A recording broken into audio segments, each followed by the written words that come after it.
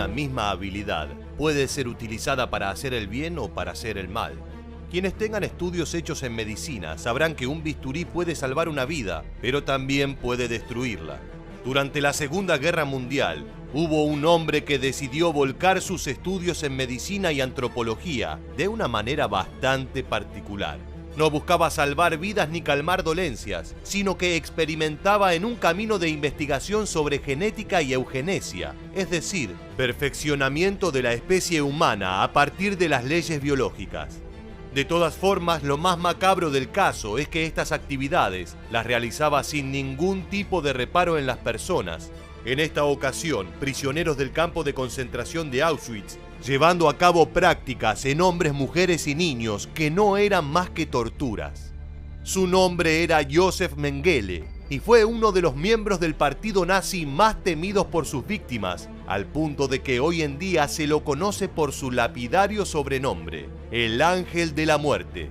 Pero ¿cómo fueron los inicios de este siniestro personaje? ¿En qué consistían las polémicas prácticas y con qué propósito las realizaba? No te muevas de tu pantalla, porque en los próximos minutos te contaremos todo sobre este temible hombre, conocido a lo largo y ancho del mundo como el terrorífico Ángel de la Muerte. ¿Estás listo?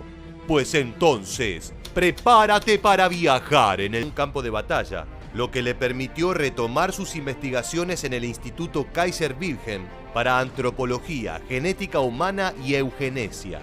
Esta última palabra proviene del griego, en donde eu significa correcto y génesis se refiere al origen. Se basaba en la eliminación de individuos que la ciencia convencional consideraba como portadores de genes defectuosos o que no cumplen con los estándares genéticos y biológicos fijados. Esta disciplina apasionaba desmedidamente a nuestro protagonista. En el año 1943, el camino de Josef Mengele comenzaba a dar un significativo giro. Luego de realizar una solicitud, Mengele preparó su maleta y se dirigió al campo de concentración de Auschwitz. Día tras día, este centro de prisioneros recibía vagones llenos de personas, principalmente judías, y se las dividía en dos grupos, los que según los nazis eran de utilidad y los que irían a parar a cámaras de gas. Sin embargo, algunos de estos últimos eran elegidos por el siniestro médico para realizar algunos experimentos. Fue allí donde se empezó a gestar su apodo, el Ángel de la Muerte. Los prisioneros comentaban que, a diferencia del resto de los oficiales que realizaban revisiones con desgano, Mengele mostraba un gran disfrute, con una amplia sonrisa y hasta se lo escuchaba silbar melodías. Como dijimos anteriormente, Mengele seleccionaba a aquellos individuos que consideraba provechosos y los trasladaba a su laboratorio. Lo que sigue te dejará espantado, porque sus supuestas investigaciones médicas no eran más que torturas con seres humanos vivos. Si revisamos algunas de sus prácticas para contribuir a una rara determinar quién cicatrizaba primero. Nadie supo determinar qué era lo que buscaba, pero se lo veía realmente fascinado. De todas formas, los hermanos Ovitz lograron sobrevivir. En la cima de su carrera, Josef Mengele se vio ante la enorme frustración de tener que abandonar sus macabras investigaciones. El 17 de enero de 1945, con la guerra llegando a su fin, escapó hacia Argentina bajo el nombre de Fritz Hollmann, a sabiendas de que luego sería uno de los nazis más buscados de la historia. Una vez en Buenos Aires, volvió a cambiar su identidad para transformarse en Helmut Gregor. En el año 1956, decidió recuperar parte de su esencia al renombrarse como José Mengele. Después de ser acusado por ejercer ilegalmente la medicina y realizar abortos, emigraría a Paraguay y posteriormente a Brasil, ya identificado y perseguido por los cazanazis. En el año 1985, en la ciudad de Bertioga, Brasil, fue notificado el hallazgo del cuerpo de un hombre llamado Wolfgang Gerhard, que podría relacionarse con el fugitivo nazi. Luego de intensas investigaciones del Mossad, se estableció que ese hombre era nada menos que Josef Mengele, quien en el año 1979 había fallecido ahogado mientras nadaba en las costas paulistas. Es así como llegamos al final del video y queremos preguntarte, ¿crees que había una motivación científica real detrás del trabajo de este oscuro médico? ¿O por el contrario, su interés era simplemente la tortura?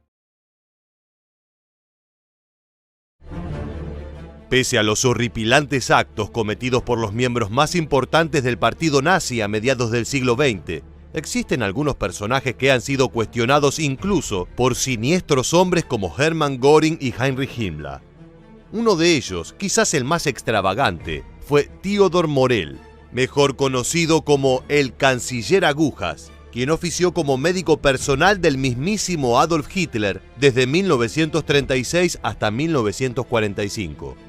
Pero lo más interesante sobre este curioso doctor no era el hecho de que todo el círculo íntimo de Hitler lo odiara o evitara, a pesar de que el Führer creía cada una de sus palabras, sino que como su médico personal, mantuvo al líder nazi drogado hasta el día de su muerte. Mucho se ha hablado sobre la adicción del Führer a los narcóticos, pero pocas veces se menciona el rol fundamental que tuvo Morell en que Hitler transitara los últimos años de su vida sostenido por metanfetaminas, cocaína y otros estupefacientes. Acompáñanos en un nuevo episodio de Historia Militar para conocer la intrigante relación de Adolf Hitler y el médico que lo convirtió en un adicto, Theodor Morell. Un día Adolf Hitler se encontraba almorzando con su círculo íntimo cuando Albert Speer, su ministro de Armamento y Producción de Guerra, le comentó que hacía tiempo que sufría un malestar de salud.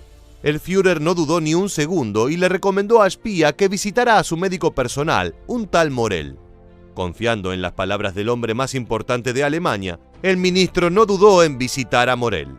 En su biografía luego diría sobre este encuentro: en 1936, cuando mi circulación y mi estómago se rebelaron, llamé a la oficina privada de Morell. Después de un examen superficial, Morell me prescribió bacterias intestinales, dextrosa, vitaminas y tabletas hormonales. Por seguridad pedí ser examinado por el profesor von Bergmann, el especialista en medicina interna de la Universidad de Berlín. Concluyó que no estaba sufriendo de ningún problema en ningún órgano y que solamente sufría de síntomas nerviosos causados por el exceso de trabajo. Tras disminuir el ritmo de trabajo lo más que pude, los síntomas desaparecieron. Para no ofender a Hitler, fingí estar siguiendo las instrucciones de Morell. Este sería uno de los primeros amigos del Führer en considerar que su médico personal era un peligro andante. Otros nazis como Göring o Himmler también pasaron por el consultorio de Morell, del cual salieron para no regresar jamás. La propia Eva Braun, ya cerca del final del nazismo, sentenció que no quería volver a ver al médico debido a su poca higiene personal y a que su despacho parecía un basurero. Algunos, tras el final de la Segunda Guerra, fueron más lejos e incluso llegaron a afirmar que Morell utilizó a Hitler como conejillo de indias para sus experimentos personales. Pero ¿quién era este misterioso personaje? Theodor Morell nació en 1886 y estudió medicina en las ciudades francesas de Grenoble y París. Más tarde, en 1910, se especializó en obstetricia y ginecología en Múnich. Sirvió como médico en el frente de batalla durante la Primera Guerra Mundial, para luego asentarse en Berlín, donde practicó por su cuenta y logró cierta influencia. Como profesional, Morell fue reconocido por figuras como el Shah de Persia o el rey de Rumania, dos monarcas que desearon que el hombre se convirtiera en su médico personal. Pero los planes del médico eran otros y prefirió permanecer en su país. Poco se sabe de la vida de Morell en los años de entreguerra, pero él mismo aseguró que estudió biología con el ganador del premio Nobel Ilya Michnikov, además de que impartió clases en las universidades más prestigiosas de Alemania.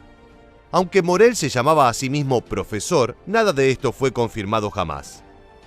En 1933, Morell se unió al partido nazi, más por necesidad que por deseo. Pese a que más tarde se mostraría como un gran admirador de Hitler, para esta época todos sus pacientes eran judíos. La llegada al poder del Führer dejó prácticamente sin trabajo al médico, quien debió refugiarse en el nacionalsocialismo para sostener sus ingresos. Realmente fue la mejor decisión que pudo tomar. En muy poco tiempo se convirtió en uno de los doctores más respetados de Berlín y en 1936 trató a Heinrich Hoffmann, el fotógrafo personal de Hitler. Luego de curarlo de su gonorrea, Morell se ganó el favor del artista, quien sin dudar presentó al médico a Adolf Hitler, quien necesitaba la ayuda de un profesional. En esa época el Führer padecía un mal cutáneo e intestinal de origen desconocido que no podía curar. Morell le dijo a Hitler que podía aliviar su patología en menos de un año, y luego de que el líder nazi accediera al tratamiento, le suministró altas dosis de vitamina E y una bacteria E. coli llamada Mutaflor. Para la suerte de Morell, el Führer se recuperó rápidamente. Hitler quedó fascinado con el doctor y al poco tiempo de haberlo conocido, lo integró a su círculo íntimo, además de nombrarlo su doctor médico personal. De esta historia también se desprenden las sospechas de que Hitler tenía sífilis, una enfermedad asociada con los judíos en la época. Lo cierto es que esto nunca fue comprobado y se trata más de una hipótesis creada por historiadores que un hecho certificado con documentos. Se encontraba en una etapa muy experimental. Para 1945, Hitler tomaba 28 píldoras diarias, además de que recibía inyecciones periódicas por parte de Morell, las cuales mayormente estaban compuestas por una mezcla de vitaminas y metanfetaminas, para paliar la depresión que agobiaba al Führer durante el final de la guerra. En este periodo también apareció un temblor en las manos de Hitler, que fue registrado varias veces en cámara y se lo asoció con Parkinson, aunque también es considerado un efecto secundario del abuso de la cocaína, la cual Morell le administraba diariamente en altas dosis, en formas de gotas para los ojos. La última charla que tuvieron Morell y Hitler se dio el 22 de abril de 1945, una semana antes de que el Führer se quitara la vida. Inmediatamente tras la caída del nazismo, Morell huyó de Alemania, pero curiosamente, debido a que se encontraba en un deplorable estado de salud, murió 3 años más tarde, en 1948, de un accidente cerebrovascular. Oscuros personajes salen de las tinieblas de la Segunda Guerra Mundial para provocar el asombro de la humanidad al descubrir lo que es capaz de hacer un hombre a costa de los otros. En el campo de concentración de Mauthausen, un oscuro médico aguardaba en su oficina la llegada de inocentes prisioneros para proporcionarles un incesable dolor bajo la excusa de estar realizando experimentos referidos a la medicina. Estamos hablando de Aribert Heim, quien fue bautizado bajo el temible seudónimo del Doctor Muerte por sus malévolas intervenciones sobre decenas de reclusos, operándolos sin anestesia y llevando a cabo maniobras sumamente dolorosas sobre sus cuerpos. Luego de la guerra, Heim se convirtió en uno de los nazis más buscados y su paradero fue una incógnita hasta el año 2009, cuando se confirmó su muerte, aunque nunca se encontró su cuerpo. Es por ese motivo que existen muchas sospechas en torno a su defunción, y hay quienes afirman que solo se trató de un falso testimonio. Entonces, ¿cuáles fueron los brutales experimentos realizados por Heim y qué sucedió con él durante la posguerra? No te muevas de tu pantalla, porque en los próximos minutos te contaremos todo acerca del siniestro Doctor Muerte y sus oscuras prácticas medicinales. ¿Estás listo? Pues entonces, prepárate para viajar en el tiempo.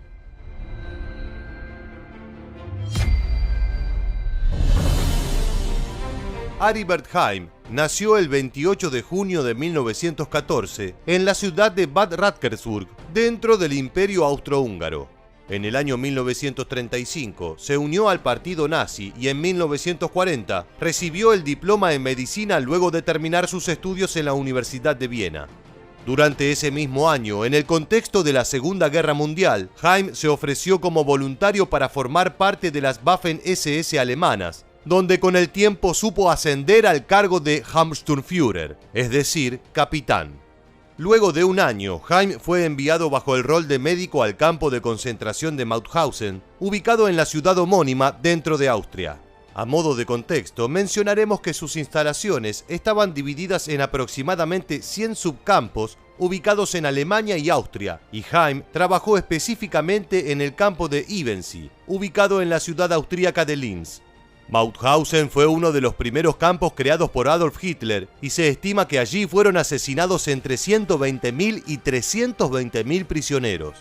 Dentro de ese gran número de decesos se encuentran varios de los crímenes de Aribert Heim, quien por sus métodos supo ganarse el apodo de Doctor Muerte, o en su defecto, el carnicero de Mauthausen. Entre las dolorosas torturas que practicó en este campo de concentración, destacan las operaciones sin anestesia a reclusos que expresaran alguna dolencia. A su vez, según el relato de sobrevivientes del Holocausto, Heim inyectaba a sus víctimas directamente en el corazón con sustancias como gasolina, fenol, agua o distintos tipos de venenos. Naturalmente, estos métodos eran instantáneamente letales. Varios prisioneros que también lograron sobrevivir a la guerra mencionaron que el Doctor Muerte les quitaba la piel tatuada a sus prisioneros y la utilizaban para hacer cubiertas de asientos que luego le obsequiaba al comandante del campo. Sumado a este relato se halla la experiencia vivida por Marcelino Bilbao, teniente del batallón Isaac Puente de la Confederación Nacional del Trabajo del País Vasco, quien sobrevivió a Mauthausen. Bilbao confesó que Jaime extrajo su sangre repetidas veces a lo largo de un mes y medio, para luego inyectarle un líquido que acabó por paralizar su cuerpo. Por otro lado, Jaime también extraía los órganos de sus víctimas sin ningún tipo de anestesia, método que causó la muerte de cientos de personas. Karl Lotta, profesional de la medicina que trabajaba en el hospital de Mauthausen durante la estadía del Doctor Muerte, dio escabrosos detalles de un violento caso que le tocó presenciar. En su relato, Lotta describió que un recluso se acercó a Jaime con su pie inflamado para recibir asistencia. El carnicero de Mauthausen no dejó pasar la oportunidad para llevar a cabo uno de sus macabros experimentos. En este caso decidió anestesiar a la víctima, pero lejos de ocuparse de su pie, comenzó a abrir su cuerpo, le sacó uno de sus riñones y lo castró. Luego de la muerte del paciente, Jaime cortó su cabeza, la hirvió y la despojó de su carne. Según el relato de Lotta, el carnicero utilizó su cráneo como pisapapeles en su escritorio. Dentro de una declaración jurada, el testigo afirmó que escuchó al Doctor Muerte decir que necesitaba la cabeza debido a su perfecta dentición. En febrero de 1942, los prisioneros del campo de concentración austríaco dejaron de sufrir las macabras prácticas del Doctor Muerte, ya que este fue trasladado al norte de Finlandia para servir en la 6ª División Norte de Montaña de las SS, más precisamente en hospitales de la ciudad de Oulu. En 1945, Jaime fue capturado por el ejército estadounidense en un campo de prisioneros de guerra. Posteriormente le otorgaron la libertad y ejerció como ginecólogo en la ciudad alemana de Baden-Baden. En 1962, luego de enterarse de que la policía lo estaba esperando en su casa, Aribert Jaime huyó y nunca se supo con certeza su ubicación. Según el testimonio de su hijo Rüdiger, atravesó Francia, España, Marruecos y Libia para finalmente instalarse en Egipto. Con el tiempo se convirtió en uno de los nazis más buscados y el gobierno alemán junto al Mossad y entidades como el Centro Simon Wiesenthal intensificaron su búsqueda año a año.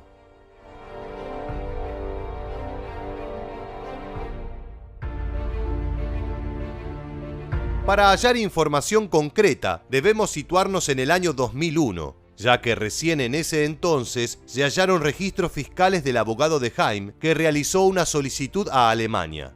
El pedido exigía la devolución de impuestos que le correspondían por vivir en el extranjero. Según las distintas versiones, el Doctor Muerte pasó por España, Dinamarca, la península balcánica y algunos testigos dicen haberlo visto tanto en la ciudad uruguaya de Paysandú como en la Patagonia chilena y argentina.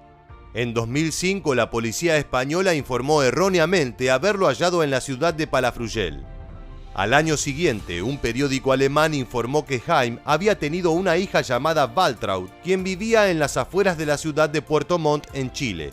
Fue ella quien declaró que su padre murió en el año 1993. No obstante, cuando intentó cobrar su herencia, no pudo presentar el certificado de defunción. En el año 2009, la emisora alemana ZDF y The New York Times comunicaron que la muerte del médico tuvo lugar en El Cairo, Egipto, bajo la identidad de Tarek Farid Hussein, el 10 de agosto de 1992 a causa de un cáncer.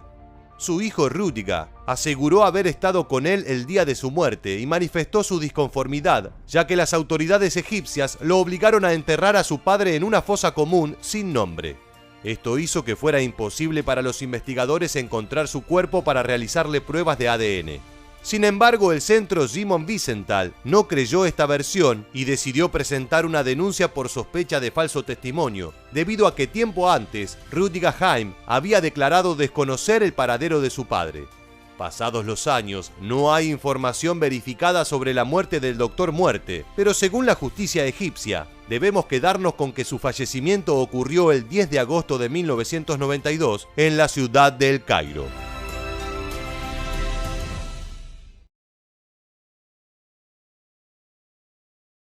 Oscuros personajes salen de las tinieblas de la Segunda Guerra Mundial para provocar el asombro de la humanidad al descubrir lo que es capaz de hacer un hombre a costa de los otros.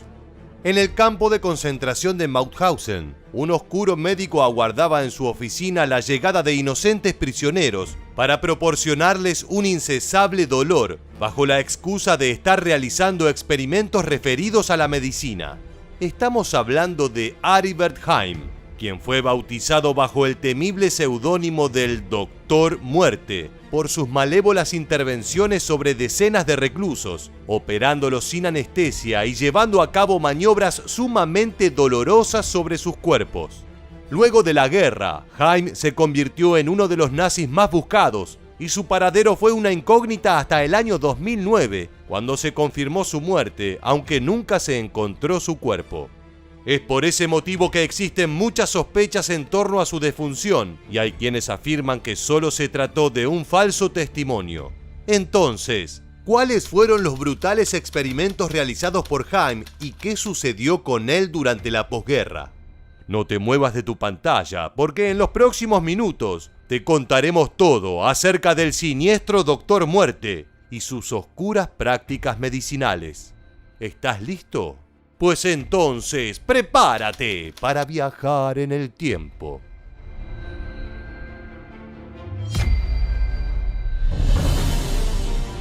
Aribert Heim nació el 28 de junio de 1914 en la ciudad de Bad Radkersburg, dentro del Imperio Austrohúngaro.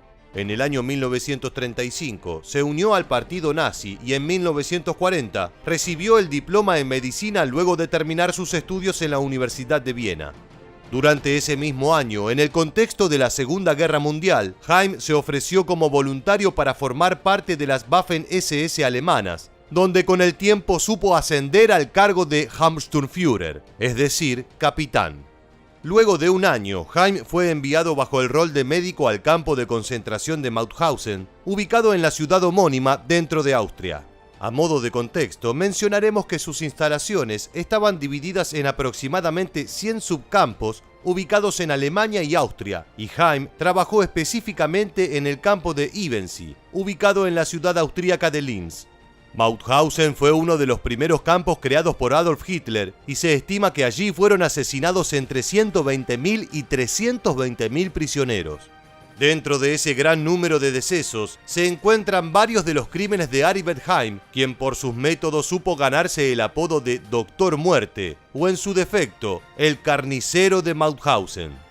Entre las dolorosas torturas que practicó en este campo de concentración, destacan las operaciones sin anestesia a reclusos que expresaran alguna dolencia. A su vez, según el relato de sobrevivientes del Holocausto, Heim inyectaba a sus víctimas directamente en el corazón con sustancias como gasolina, fenol, agua o distintos tipos de venenos. Naturalmente, estos métodos eran instantáneamente letales. Varios prisioneros que también lograron sobrevivir a la guerra mencionaron que el Doctor Muerte les quitaba la piel tatuada a sus prisioneros y la utilizaban para hacer cubiertas de asientos que luego le obsequiaba al comandante del campo. Sumado a este relato se halla la experiencia vivida por Marcelino Bilbao, teniente del batallón Isaac Puente de la Confederación Nacional del Trabajo del País Vasco, quien sobrevivió a Mauthausen. Bilbao confesó que Heim extrajo su sangre repetidas veces a lo largo de un mes y medio, para luego inyectarle un líquido que acabó por paralizar su cuerpo. Por otro lado, Heim también extraía los órganos de sus víctimas sin ningún tipo de anestesia, método que causó la muerte de cientos de personas. Karl Lotta, profesional de la medicina que trabajaba en el hospital de Mauthausen durante la estadía del Doctor Muerte, dio escabrosos detalles de un violento caso que le tocó presenciar. En su relato, Lotta describió que un recluso se acercó a Heim con su pie inflamado para recibir asistencia. El carnicero de Mauthausen no dejó pasar la oportunidad para llevar a cabo uno de sus macabros experimentos. En este caso decidió anestesiar a la víctima, pero lejos de ocuparse de su pie, comenzó a abrir su cuerpo, le sacó uno de sus riñones y lo castró. Luego de la muerte del paciente, Heim cortó su cabeza, la hirvió y la despojó de su carne. Según el relato de Lotta, El carnicero utilizó su cráneo como pisapapeles en su escritorio.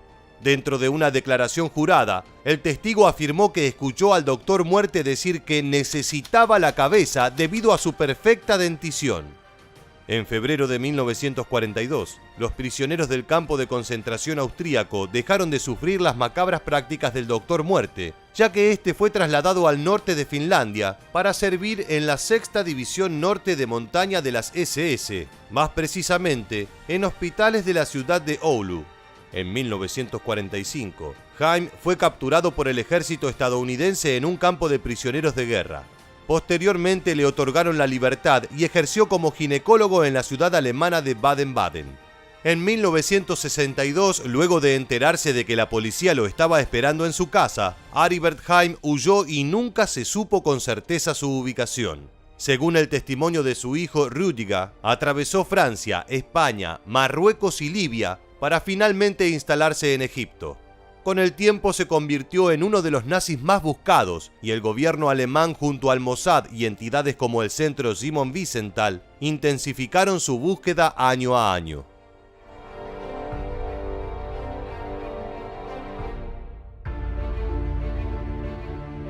Para hallar información concreta, debemos situarnos en el año 2001, ya que recién en ese entonces se hallaron registros fiscales del abogado de Haim que realizó una solicitud a Alemania.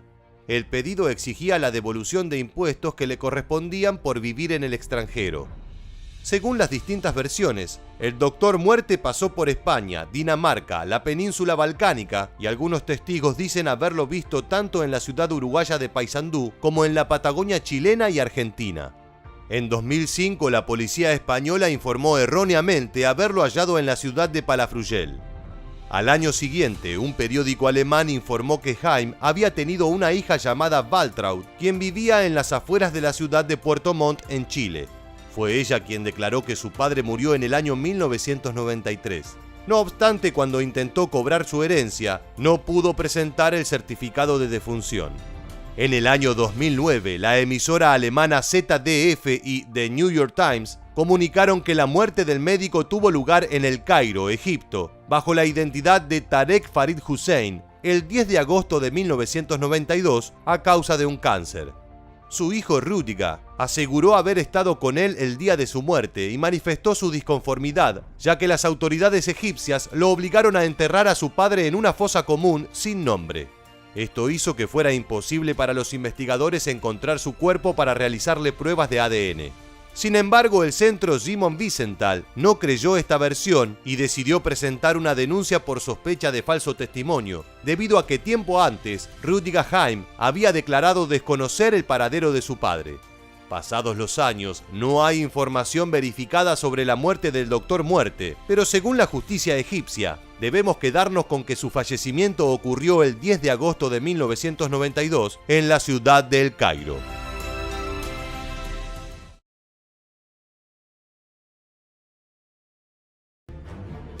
He observado personalmente cómo a un prisionero encerrado le estallaban los pulmones. Los ensayos han producido tal presión en las cabezas de estos hombres que se volvían locos y se arrancaban los cabellos en un esfuerzo desesperado por alivianar aquella espantosa sensación. Estas eran las observaciones de Sigmund Rascha, un científico de las SS en tiempos del Imperio Nazi. Aunque la mayoría de las personas recuerda a Josef Mengele, lo cierto es que el Dr. Rascha condujo experimentos igual de crueles y aberrantes. Todos en el Tercer Reich lo conocían debido a que contaba con la confianza plena de Heinrich Himmler, uno de los jerarcas nazis más importantes. Cientos de personas fueron víctimas de Rascha, que estaba obsesionado con probar sus teorías médicas descabelladas. No te muevas de tu pantalla porque en los próximos minutos te contaremos todo acerca de los experimentos de Sigmund Rascha, el científico demente de las SS. Sigmund Rascha nació el 12 de febrero de 1909 en Múnich, Alemania, en el seno de una familia adinerada. Desde niño supo que seguiría los pasos de su padre, que era médico, de manera que a los 21 años de edad se inscribió en la universidad para estudiar la carrera de medicina. A comienzos de la década de 1930 mostró un interés por las ideas del nazismo, que predicaban el odio hacia las supuestas razas inferiores, el comunismo y la democracia. Sin embargo, no se afilió al Partido Nacional Socialista hasta el año 1933. Raja siempre insistió en que se unió al movimiento antes de que Hitler llegara al poder, pero la documentación muestra que lo hizo después de que el Führer se hubiera convertido en amo y señor de Alemania. Esto demuestra que desde el inicio de su carrera fue un oportunista que aprovechó cada ocasión que se le presentaba con el fin de consolidarse como científico. Durante un tiempo, Raja trabajó como asistente en el consultorio médico de su padre.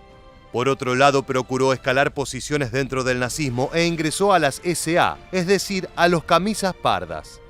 En 1939 se afilió a las SS e ingresó a la Luftwaffe, la Fuerza Aérea Germana y uno de los organismos militares más devotos a Hitler. Ese mismo año, Raja denunció a su propio padre ante la Gestapo, acusándolo de conductas antinazis. Este hecho le valió un enorme prestigio dentro del movimiento, debido a que demostró que su fanatismo era tan grande que era capaz de traicionar a su familia por la causa nacional socialista. Su ascenso meteórico no se detuvo allí, sino que continuó al casarse con Nini Diehl, una ex actriz y cantante. Diehl había sido la amante de Heinrich Himmler, con quien todavía mantenía una relación de amistad. De hecho, era común que le escribiera al líder de las SS pidiéndole favores tales como dinero, alimento o que le redujeran los impuestos. Así, gracias a su nueva esposa, Raja logró acercarse a los círculos sociales más influyentes del Tercer Reich. Apenas una semana después de haber conocido a Himmler, el médico le presentó un proyecto para curar el cáncer a partir de un tratamiento con plantas, aunque le advirtió que era necesario utilizar humanos como conejillos de indias. El líder de las SS se mostró de acuerdo y autorizó el plan, que si bien no prosperó, sirvió para conectar a estos dos hombres, ya que compartían un retorcido interés por la ciencia. A partir de la primavera de 1941, Sigmund Raja dio inicio a sus experimentos más cruentos y abominables. Por aquel entonces, la Luftwaffe estaba desarrollando un avión capaz de elevarse a niveles superiores para evadir a los cazabombarderos ingleses. En este contexto, nuestro macabro protagonista se ofreció a liderar una investigación sobre los efectos de la despresurización a grandes alturas. Le escribió una carta a Himmler pidiéndole permiso para experimentar sobre prisioneros de campos de concentración, algo que el líder de las SS autorizó con entusiasmo. La investigación se condujo en una cámara de descompresión de la que se podía extraer el aire para simular las condiciones de 20.000 metros de altura. Las personas eran introducidas en el aparato y una vez dentro se les quitaba el oxígeno para observar su reacción. Algunos fallecían al instante, pero otros sufrían convulsiones, se les deformaba el rostro y se les hinchaban los ojos hasta que parecía que iban a estallar. Como te contábamos al inicio del video, a estos pacientes les aguardaba un final brutal. Los testeos en la cámara de despresurización no aportaron ninguna información significativa, por lo que las víctimas de Raja murieron en vano. En 1942 condujo otra tanda de experimentos, esta vez relacionada con la congelación. El objetivo era resolver el problema de los pilotos de avión que, tras estrellarse, caían en aguas heladas y morían de hipotermia. Raja le pidió a Himmler 300 prisioneros de campos de concentración para utilizar como conejillos de indias. Algunos fueron obligados a permanecer desnudos durante 14 horas en campo abierto, en medio de una fuerte nevada.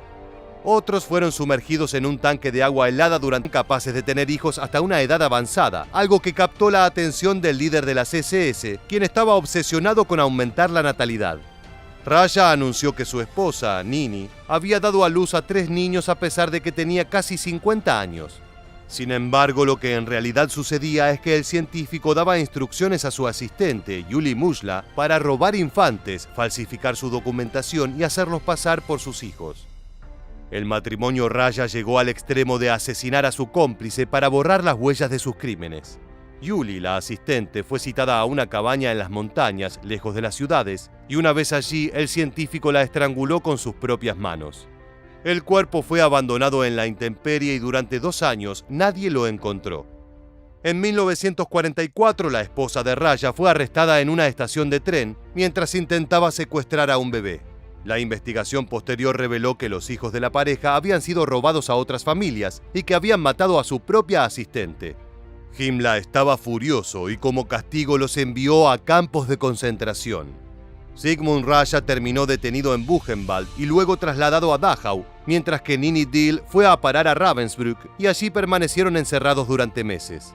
El 26 de abril de 1945, cuando el Tercer Reich estaba al borde de la derrota, Himmler ordenó fusilar al ex científico de las SS. De acuerdo a un testigo, el verdugo le disparó con su fusil y lo dejó desangrarse en el suelo mientras no dejaba de darle patadas. Finalmente lo remató de un tiro en la cabeza. Poco después su esposa fue condenada a morir ahorcada por una cuerda de piano. De esta manera concluyó la historia de uno de los peores criminales del Tercer Reich.